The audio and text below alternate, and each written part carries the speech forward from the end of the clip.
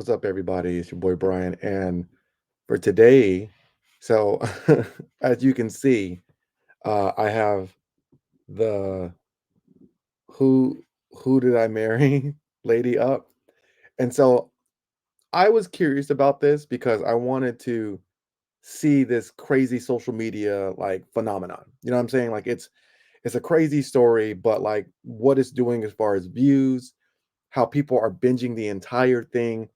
As a social media person, it would be absolutely crazy if I didn't at least look at it. You know what I'm saying? Like at least check it out somewhat. So over this weekend, I spent some time watching this thing. I actually watched it with my girl and my girlfriend and my sister and her friend.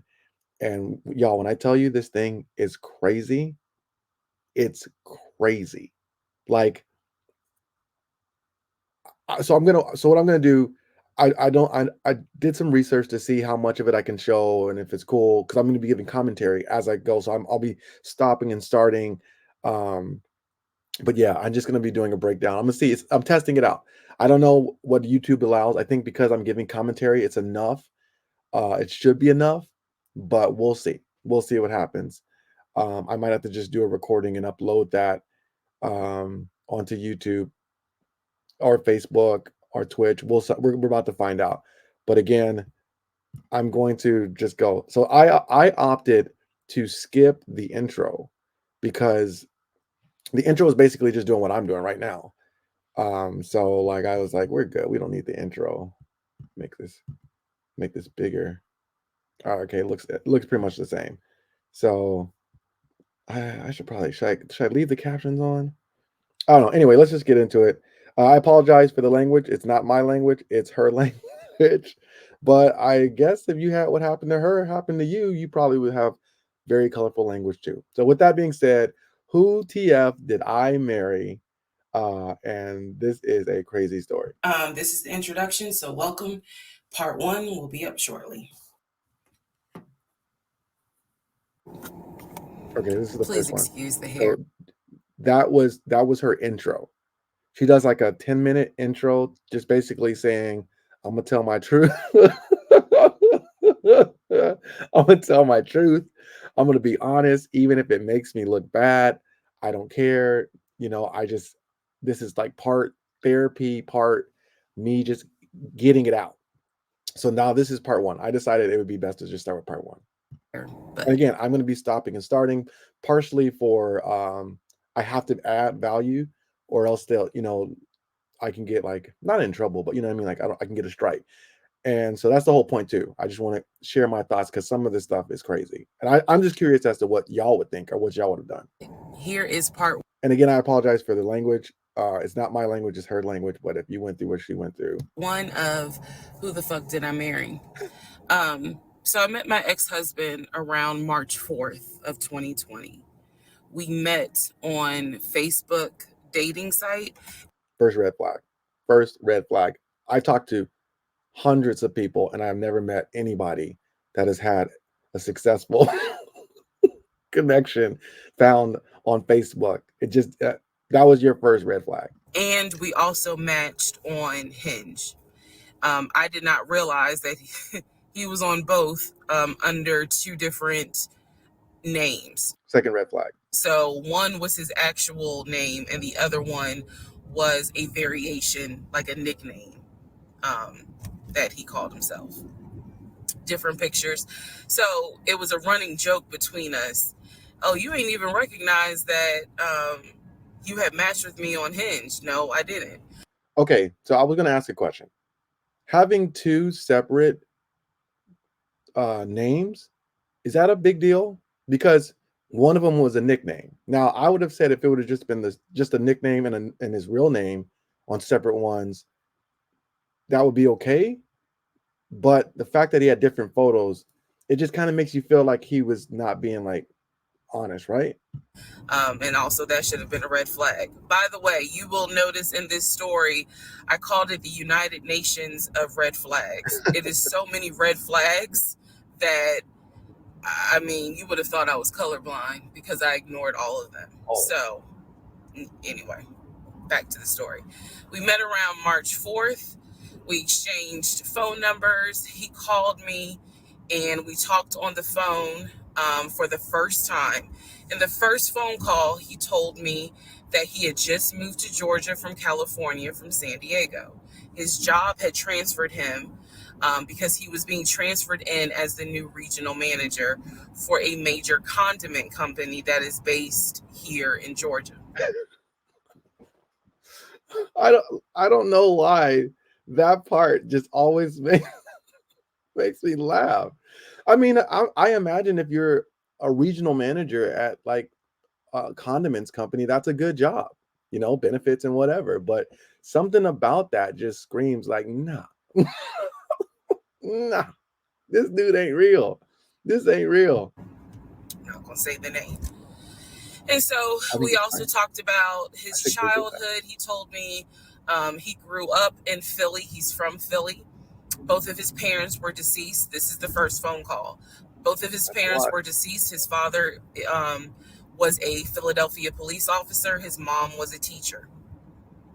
He also told me he briefly lived in Augusta with his family.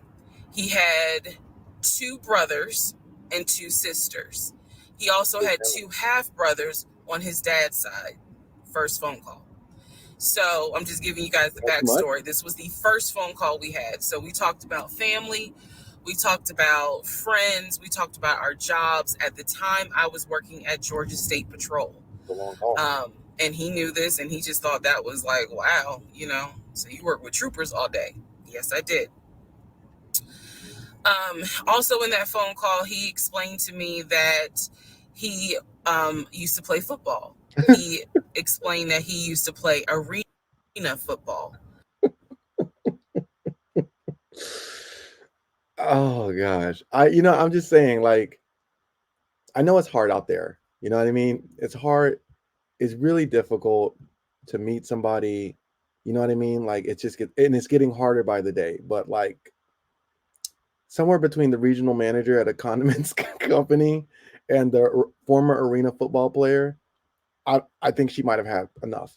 You know what I mean? Just err on the side of caution. Like, nah, you know what? No, no, I'm gonna pass. I know nothing about arena football. I know about NFL, I know about college, go dogs, but I don't know anything about arena Georgia. football. So he explained to me that he used to play arena football. He used to work at Apple in the off season of arena football. Also, I don't get like lying like that. Like there's Google. You can easily just Google it. You know what I'm saying? Like I would never it just does I don't understand people who just like lie. Do they think people are that lazy? And I remember thinking on that phone call, oh, okay, like good for you. I don't know anything about arena football. And I believe I did tell him that I don't know anything about arena football. That'll come into play later on. So he told me, I just moved here. My job is paying for my housing, and they are helping me to look for a house. He was like, I'm trying right now. I'm in Gwinnett County, but I'm trying to look for a house, ideally in Atlanta, like Brookhaven, Sandy Springs. He was like, I really would like to move out there. None of these names mean anything to me. And so I thought, that's great. You're looking to get a house. You just moved here. He was like, I don't really know too many people here because I spend all my time at work and, this job is really demanding. So that was our first phone call. We Long phone talked call. more. He talked a lot, which took me by surprise because I'm not really used to men talking more than me. Um, I believe that. he eventually asked me out on a date. Our first date was set for Saturday, March 7th, 2020. Okay, I'm sorry, y'all. How many was it March 2nd that they started? The 2nd to the 7th? Oh, she tells all these dates. Like you really have to keep a journal. This story is so crazy. And she cites things too. Like, pay attention for this. This will come back later. So, but I don't know. You got to get a journal. I wonder if people are like journaling this, mapping it out. He asked me what was my favorite restaurant. I said Cheesecake Factory. And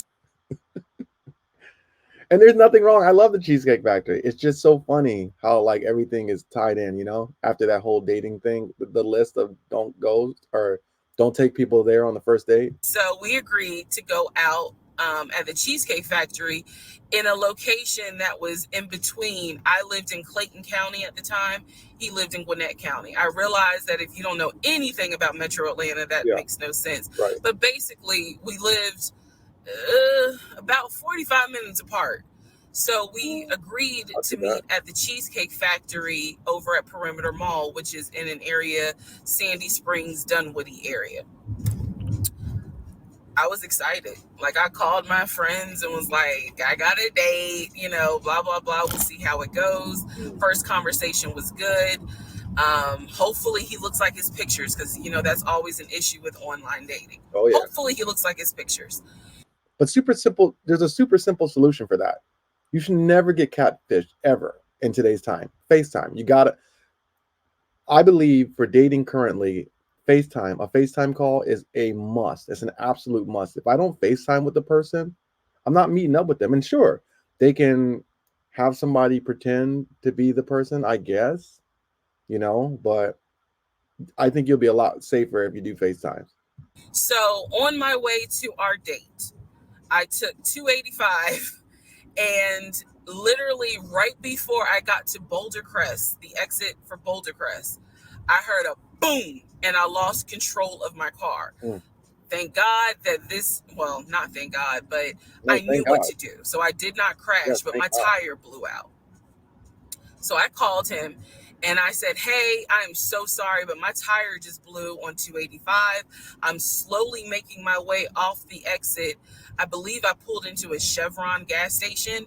And I said, I got to get this fixed. I don't know what to do. Like, I'm a damsel in distress kind of thing. So far, He kind of paused. He got quiet and he was like, tell me exactly where you are. Drop your pin. mm. So I dropped the pin and he came to the gas station. Okay, now I'm a nice guy. I'm a gentleman. So I probably would have had the same response, but like at the same time, if I guess this question is mostly for the guys. If a woman that you're supposed to go on a date with hits you up and's like, "Hey, uh, my tire just blew," would you think she's blowing you off? Because maybe I'm too cynical because I would have felt like, oh, she's trying to blow me off. She doesn't want to do the date. So I guess he did just say, well, let me do the pin, and she did, so it was fine. Everything worked out. But I think I would have probably felt like, she's blowing me off. I'm curious. What do y'all think? Came to the gas station, got out the car, and I was so relieved that he actually looked like his pictures that I was like, oh my God, he's actually attractive. Okay, so like, I'm not trying to be mean, but like, go look up this guy, and I'm just like, what is she talking about? Who is she looking at? But she's about to tell you why she thinks he's attractive, and this is it's such a thing with women today. Because he's like 6'4", 6'5". Oh, oh, 6'4", 6'5". Come on. Um, oh, also, man, I apologize. So let me go back to the first conversation. Let me add something. He did tell me in the first phone call that he was divorced, and that his ex-wife she had two children, a boy and a girl, who were teenagers, young adults. I think the girl was about 20, and he said that he had a very close relationship with his stepkids, Still, but that he and his ex-wife had divorced because she cheated on him out in California. And so coming to Georgia was a new beginning for him. She was still out in California. The kids were still out in California. so all these people that they're talking about, by the way, you can like go on YouTube, and they all have made like response videos. The kids have made a response video. The ex-wife has made a response video. The ex-husband, the guy that she's talking about now, he's made a response video. These people look even crazier than they seem in the story. You absolutely have to go Google. You have to go through this thing a little bit, but be careful because once you start like looking up videos that are talking about this or responses, there's spoilers. and so you'll get spoiled. And it's better if you just let it go through like naturally. Yeah. And so, he was like, there's no, I can't stand her, but I still want to be in the kids' lives. I have to put that in there because that will come back later. See, that's how she does it. She tells you like this will come back later. It's really crazy how it's amazing how she's telling this story because it seems very planned. I mean, but at the same time, it seems very organic and free flowing too. It's really weird, man. It's like it's going to be studied So in class. this is just setting the stage. Again, that first conversation was, we talked about family, job, friends, how he ended up in Georgia, me being in Georgia, the things that, I would think people talk about in the first conversation. All right, now back to the tire blew out. So he shows up to the gas station. He changes my tire, which I just thought was the sexiest thing in the world. And then he proceeds to say, "Hey, I found a tire place around the corner. You need to get another tire. Like, you can't drive on this donut." Right. So he followed me to, um, the tire place, and then helped me get a tire, paid for it. Oh my gosh. So I was definitely like, wow. And so the vibe was good.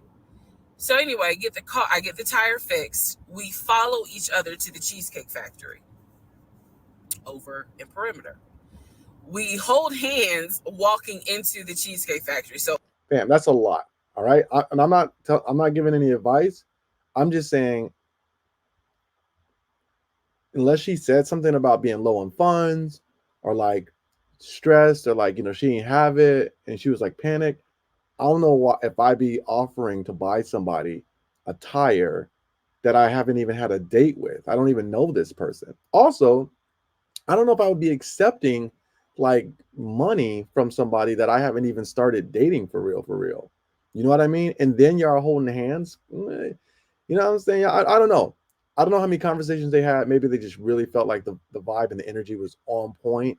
But it seems like they are on that gas pedal heavy. in my mind, I'm like, this is just this. Oh my God, I had butterflies. That's the look of a woman who had butterflies. So I had butterflies. Because he bought her a tire And and he was um, we go in, there's a long wait. And so we sit outside and we just talk. nice. And the conversation's great. And this is where he tells me what it is he's looking for. He tells me, I believe at the time he was 42. He was like, I want to get married and it be for real. He's like, my parents were married 40 plus years before my mom passed away. And I want that. I want marriage, family, a house. Like, that is what I want. He's like, I'm as a man, I'm ready to get married, but I want it to be for real because I think this is good. I think you should have this conversation. Maybe not on the first date. Maybe have some fun first before you get like serious. I mean, you don't want to waste time for sure. But I think, man, maybe have a date or two that's just fun, just focused on the energy and the vibe, and then have this conversation. You don't need to have more than 2 dates with somebody if you guys are not on the same page. the first time, it really hurt me when she cheated on me. So he's telling me everything that I wanted to hear. And so he was like, what is it that you want? Right. And I said pretty much the same thing. I was like, I'm ready to get married. Definitely want to have a family. Yep. And It's surprising how a lot of people don't want that anymore, right? Like kids or a family. And I'm not saying it's good or bad. I'm just like, you would, when I grew up, I remember everybody wanted like the family. It seemed that way, I should say. And nowadays it feels like people are like, no, there's other makeups of family. It's like we can be just dating, coexist, cohabitate, and then have a couple of pets or a pet. And that's cool with people. And then there's like, yeah, so it's interesting that like it seems like nowadays that's not the goal as much as it used to be. I want to marry my best friend. So we both put on the table that we wanted marriage. And this is the end of part one. Okay, so that's part one. That's part one, and I'm gonna stop uh, for today. So I'm going to, and the reason why I want to stop is because I'm going to upload this onto YouTube. I'm going to see how it does. I think that I should be cool because I've been adding, but this series is crazy, and hopefully I'm able to go and give you my reaction to it because it gets wild. Like I cannot explain to you. I'm already on episode 21 out of 50. Just the fact that there's 50 episodes is already wild enough. But this thing gets crazy. I'm new, so I'll keep it up. Hopefully I'm gonna do it. I'm gonna post it. If everything goes well, I'll start in every day doing like 2 or 3 reactions to these videos because I'm telling you they are hilarious. They are wild and it's so much fun. So you can check it out by yourself too without my commentary. But for those of you who want that, check it out. Thank you for being at the live. Appreciate y'all, and I will catch y'all later. Be sure to like and follow if that's what's appropriate, or subscribe if that's what's appropriate. Peace.